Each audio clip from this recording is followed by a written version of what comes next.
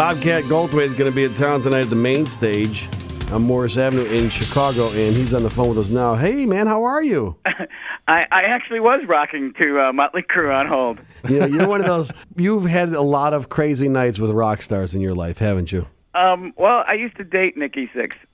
People think I used to date Nikki Cox. Do you get that a lot? Hey, man, didn't you used to be married to Nikki Sixx? No, they go, hey, what happened to you and Nikki? I go, she married Jay Moore. Yeah. Oh, boy. Hey, good morning. Bobcat Goldthwait, one of our all-time favorite comics.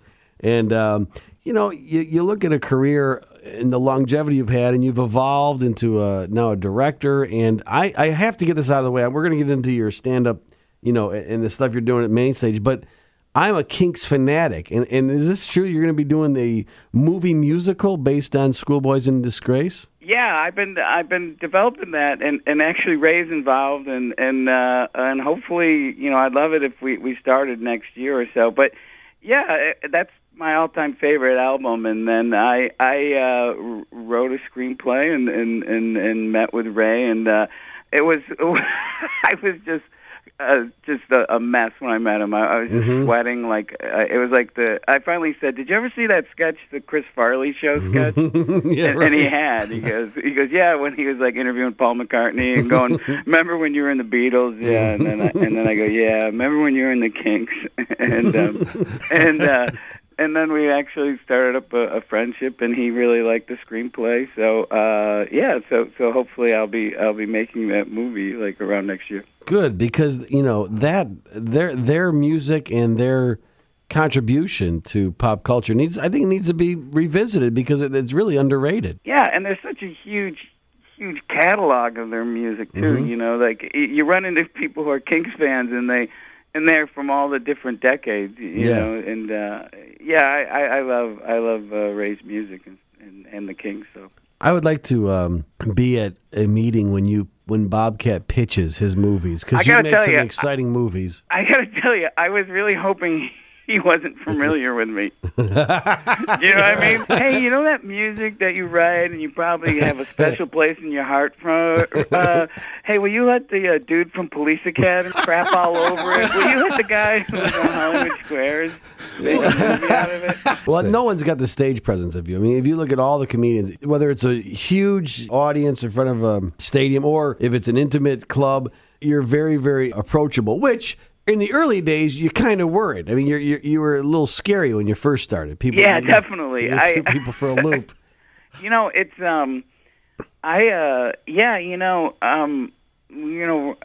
not name dropping, but you know, Robin Williams is my friend, and yes. and when we really first met, he would come to my shows and he wouldn't say hello. He would just stand in the back, and I was like, "What's the deal with that guy, man?" But he was really afraid of the persona. You know, I'm a subversive thinker in many ways, but let me just tell you something. And I don't know if you'd like to talk about this or not, but one of my favorite moments, not only in television history, but in the history of mankind, is when you set the Tonight Show set on fire, because the poetry there, the statement that was made, and you probably don't even see it. You just probably see it as a crazy thing that you did, but boy, that was a wonderful moment in my life. Well, I'm actually...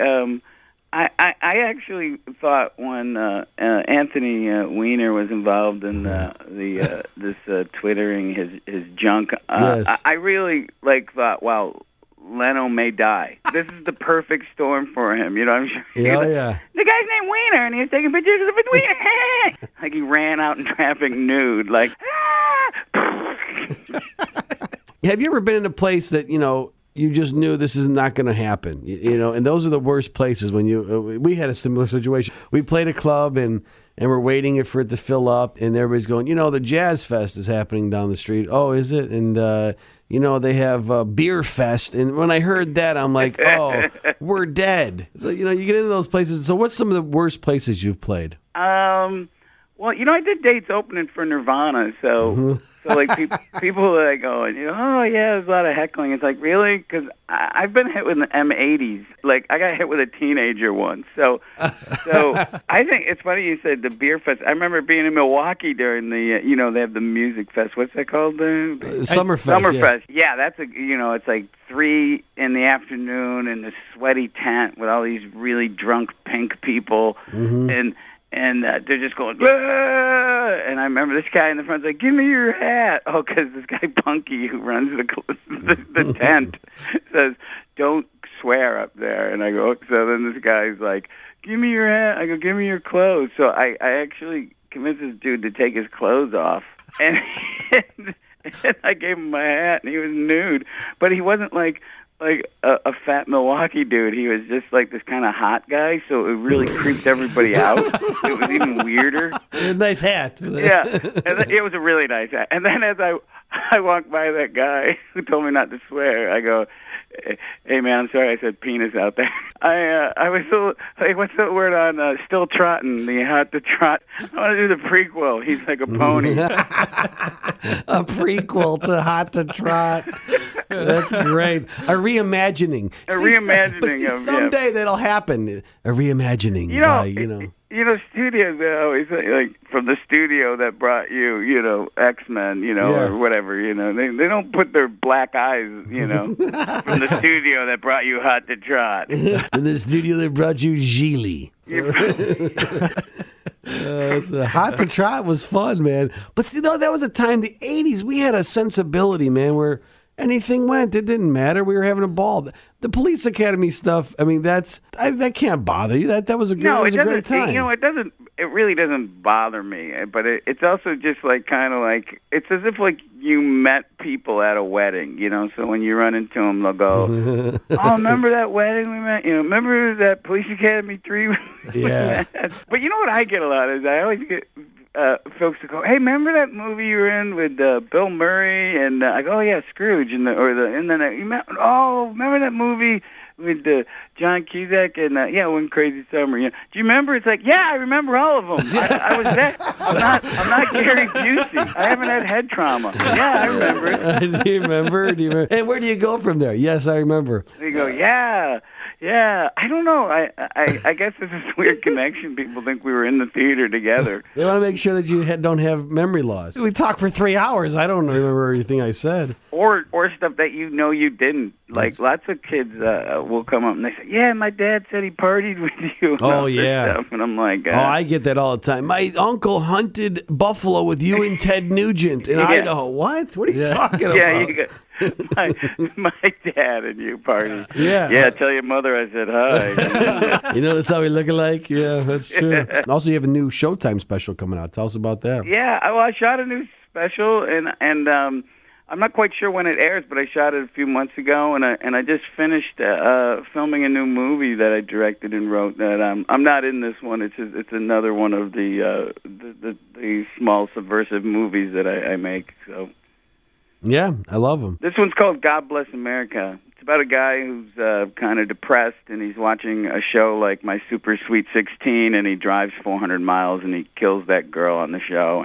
And one of her classmates is like, "Did you kill Chloe?" And he doesn't say anything, and she's like, "Awesome." And so they get in the car and start killing people. It's the feel-good movie of the summer. There you go. You like Shrek.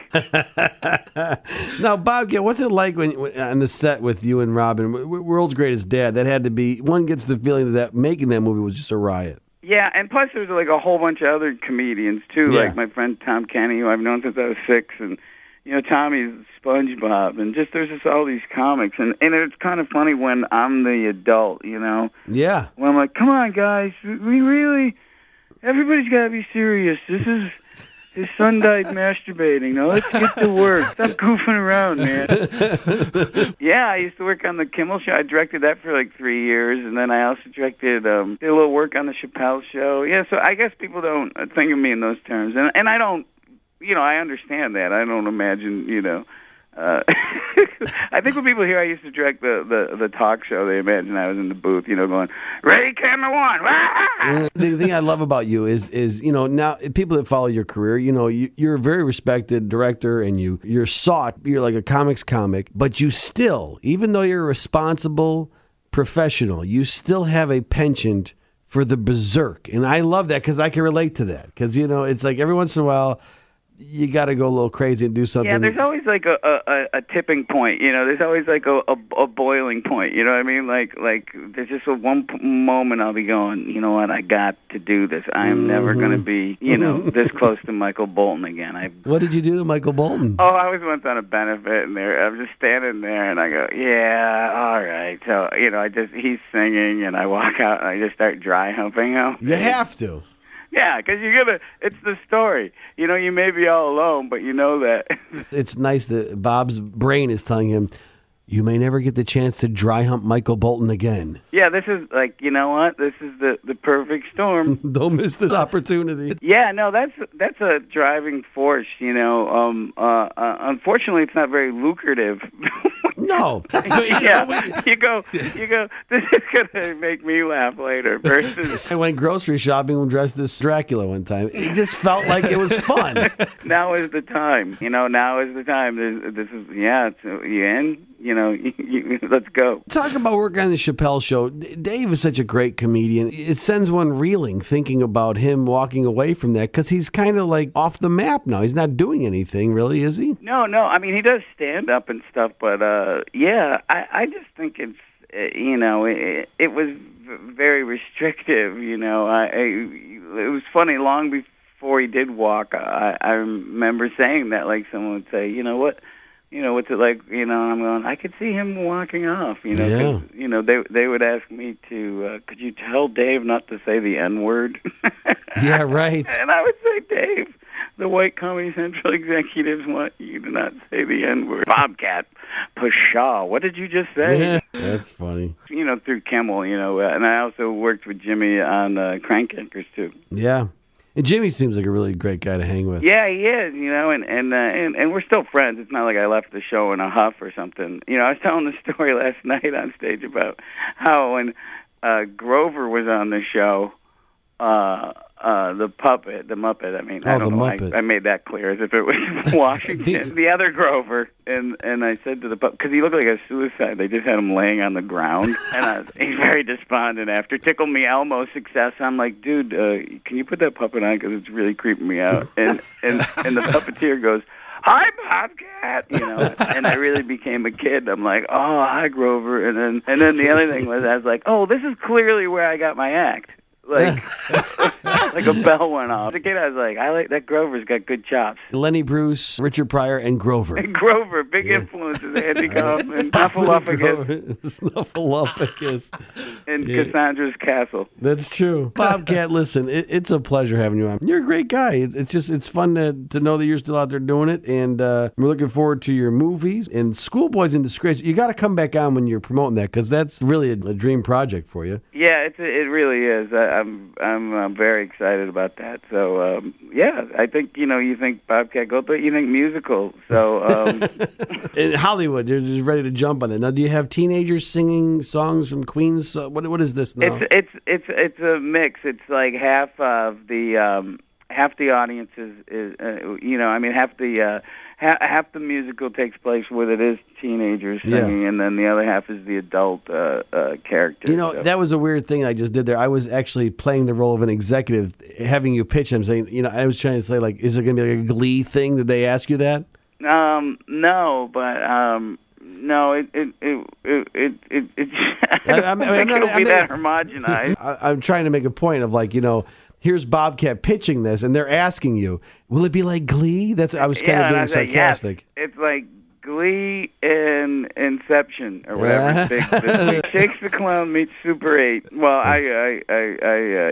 whatever will get it made, and then I'll do what I want. Back in the party days, who was the guy that scared you the most when you were out partying out, going crazy with the rock stars and stuff? Who was really the crazy? Was it Kurt Cobain? Was he nuts? No, I mean, very sweet, and I know that kind of ruins images for people, but, the idea of I remember when we were in Chicago once, couldn't get a pack of cigarettes. We were just walking from bar to bar, and they wouldn't serve us, basically, because we looked like hobos. They were like, because it was like in the schmancy bars at the hotel we were staying at, and they were like, everybody was really gruff, and they kept turning us away, and we were just like, whatever, we're closing. Yeah. Maybe you didn't see H2T. Great. Excellent. Well, thank you. I gotta jump up. I'm gonna be on WGN now. Okay.